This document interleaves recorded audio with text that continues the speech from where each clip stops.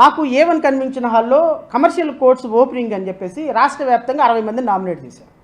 అందులో నేను కూడా ఒకటి. దానికి ఎన్వి రమణ గారు చీఫ్ గెస్ట్గా వచ్చారు.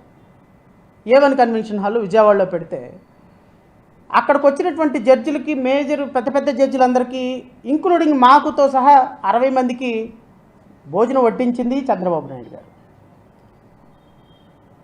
మాకు ఆహ్వానం పలికింది చంద్రబాబు నాయుడు గారు. మేము ఎప్పుడైనా తినేసి అయిపోయిన తర్వాత భోజనం పెట్టుకోవడానికి వెళ్తే అక్కడి నుంచి వడ్డిస్తుంది చంద్రబాబు నాయుడు గారు.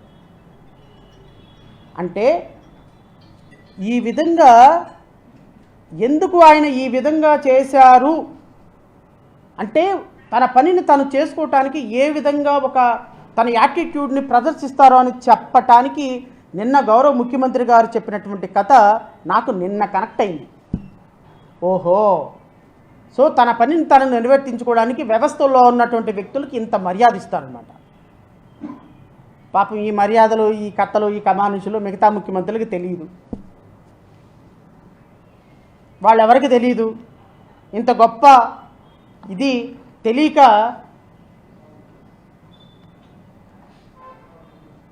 ఆ సినిమాలో మన్మధుడు సినిమాలో బ్రహ్మానందం షూ కొనుక్కున్న తర్వాత నాగార్జునతో అంటాడు, ఈ విషయం నాకు తెలియక ఎన్నిసార్లు డబ్బులు పే చేశాను సార్ అని.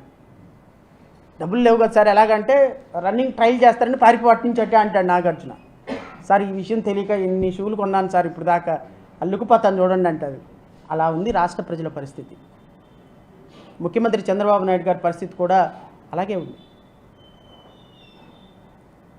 ప్రజలని మ్యానిపులేషన్ చేసి ప్రజలతో మీరు వ్యవస్థలతో ఆడుకుంటే ఒక రోజుకి అవన్నీ కూడా ఖచ్చితంగా మీ మెడకు చుట్టుకుంటాయి సార్. దయచేసి నేను వారిని కోరేది ఏంటంటే ఈ మ్యానిపులేటెడ్ రాజకీయాలు మానేసి వ్యవస్థలను వాళ్ళ పని వాళ్ళని చేసుకోలేండి.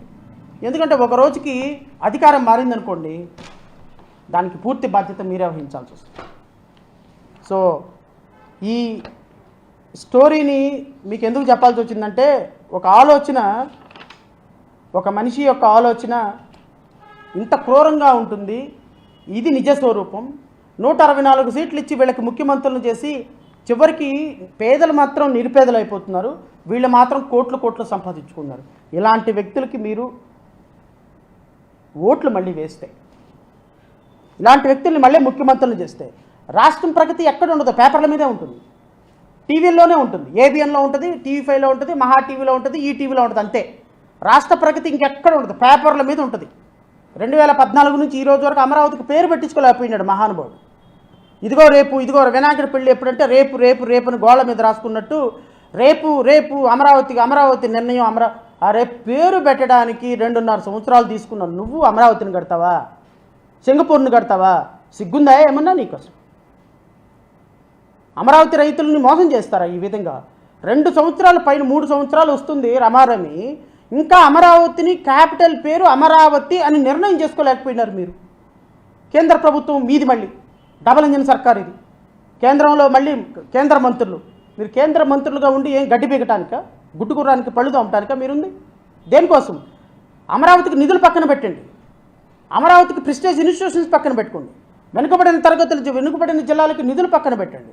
అమరావతికి మీరు గొప్ప గొప్ప కట్టడాలు కట్టించడానికి డబ్బులు తీసుకురమాట. అమరావతి పేరు జాత కాదు, మీరు అమరావతిని కడతారా? సిగ్గుండాలి మాట్లాడేదానికి. అసెంబ్లీలో కూర్చొని ఓ సప్పట్లు కొట్టేదానికి సిగ్గుండాలయ్యా. మళ్ళీ సాయంత్రానికి మీడియా అంతా పడిపోతారు, సాయంత్రానికి.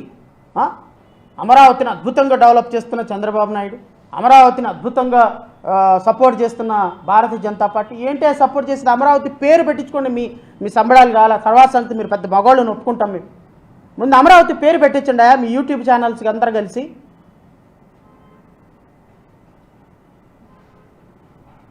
ఉట్టెక్కలేనమ్మంటే స్వర్గానికి ఎక్కిందంట మీలాంటి వాళ్ళే ఈ కథలు.